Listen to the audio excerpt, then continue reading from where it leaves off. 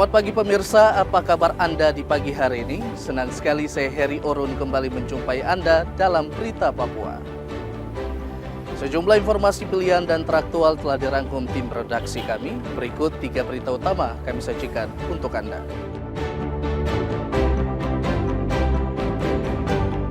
Hujan deras satu malam di Jayapura sebabkan jalan raya tertutup longsor.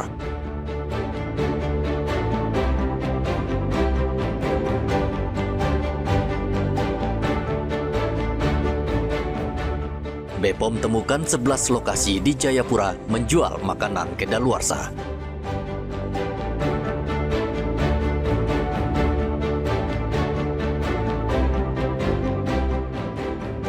Panjat tembok 5 meter, seorang narapidana berhasil kabur dari lapas Merauke.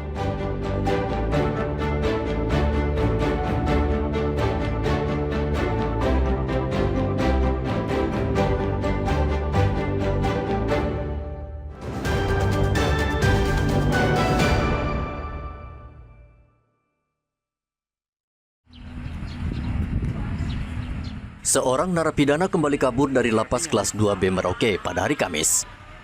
Petugas jaga lapas sempat melihat aksi tersebut dan langsung membunyikan bel tanda bahaya. Menurut Kepala Lapas Merauke Dewanto, napi berinisial JK melarikan diri dengan cara memanjat tembok lapas setinggi 5 meter, kemudian meloncat keluar area lapas dan kabur. Upaya pengecekan dan pencarian segera dilakukan, namun hingga saat ini petugas belum berhasil menciduk JK. Melarikan diri satu orang narapidana kasus perlindungan anak pada pukul 3.40 tadi subuh.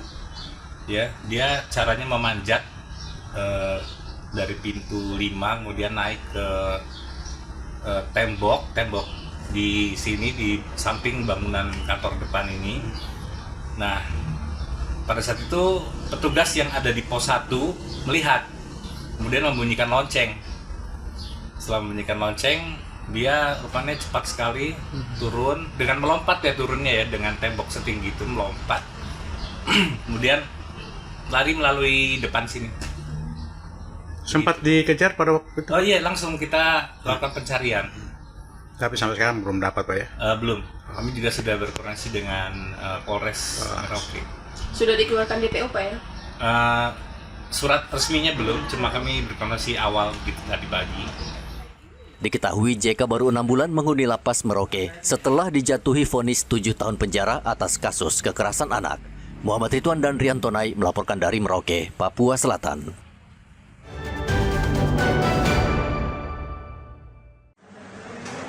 Lima terdakwa kasus korupsi venue Aerosport Modeling di Kabupaten Mimika akhirnya divonis. Sidang lanjutan kasus dugaan tindak pidana korupsi pembangunan venue Aerosport Modeling klaster Mimika digelar di Pengadilan Tipikor pada Pengadilan Negeri Jayapura, Kota Jayapura, Papua. Pembacaan putusan terhadap 5 terdakwa dilakukan oleh Majelis Hakim Tobias Benggian, Lydia Awinero, dan Andi Matalata. Majelis menjatuhkan vonis pidana terhadap 5 terdakwa, yakni Ade Jalaluddin, Rusli Kustama, dan Suyani. Ketiganya dinyatakan terbukti bersalah karena perbuatan para terdakwa menyebabkan pembangunan sarana dan prasarana venue Aerosport Modeling Mimika yang bersumber dari APBD Dinas PUPR Mimika mengalami kerugian negara mencapai lebih dari 31 miliar rupiah. Terdakwa Ade Jalaluddin divonis 4 tahun penjara, terdakwa Ruli Kustama selaku konsultan pengawas dihukum 7 tahun penjara. Sementara terdakwa ketiga, Suyani, dinyatakan bersalah dan dijatuhi vonis 5 tahun penjara. Sementara untuk berkas terpisah, 2 terdakwa lainnya juga divonis, yaitu Kepala Dinas PUPR Mimika dan seorang pengusaha. Dalam amar putusannya, Majelis Hakim menyatakan kedua terdakwa bersalah. Domingus Robert Mayaud dijatuhi pidana 7 tahun penjara. Hal yang sama dijatuhkan kepada terdakwa Yohanes Paulus divonis 7 tahun penjara. Ketiga, menyatakan terdakwa telah terbukti secara sah dan meyakinkan bersalah melakukan tindak pidana korupsi secara bersama-sama sebagaimana dalam dakwaan pidana penuntut umum. Keempat, menjatuhkan pidana terhadap terdakwa. Oleh karena itu dengan pidana penjara selama 7 tahun dan denda sejumlah 500 juta rupiah dengan ketentuan jika terdakwa tidak membayar denda maka diganti pidana kurungan selama 6 bulan.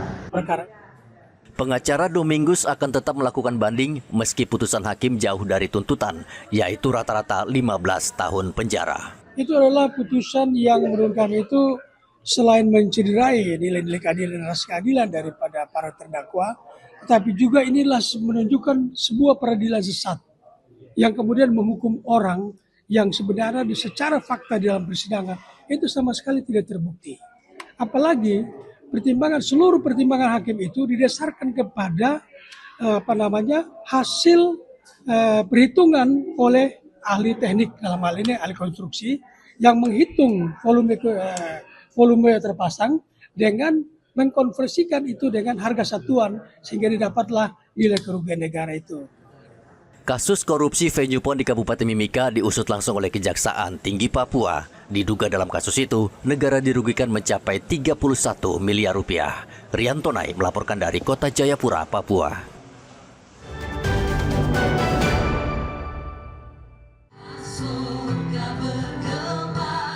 Kehangatan dan sukacita Natal begitu terasa di Panti Asuhan Waritori Yahim Sentani saat Natal bersama anak-anak panti. Tawa anak-anak menjadi warna utama perayaan tersebut. Mereka berbaur tanpa jarak, menjadikan malam Natal bukan hanya meriah, tetapi juga penuh kehangatan emosional.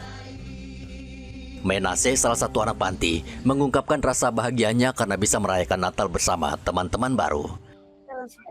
Tadi ada bawa mereka, saya bersyukur sama Tuhan. Tadi ada apa saja yang ada ikut di sini? Di lomba pertanyaan Menang ke tidak? menang, Dapat apa? dapat tempat pensil sama pensil.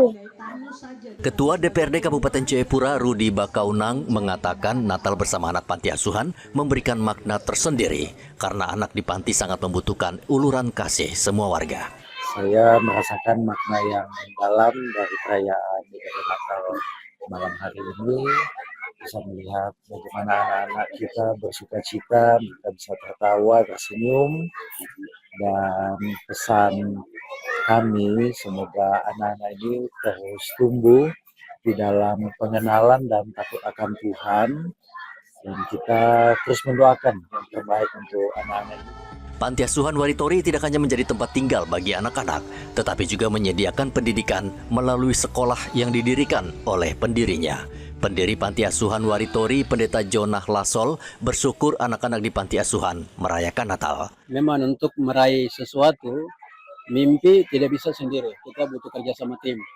Dan malam ini merupakan momen kolaborasi yang luar biasa, dan ini tangan Tuhan. Saya percaya dengan bersama kita bisa selamatkan generasi Papua. Saya bisa maknainya pada malam ini itu.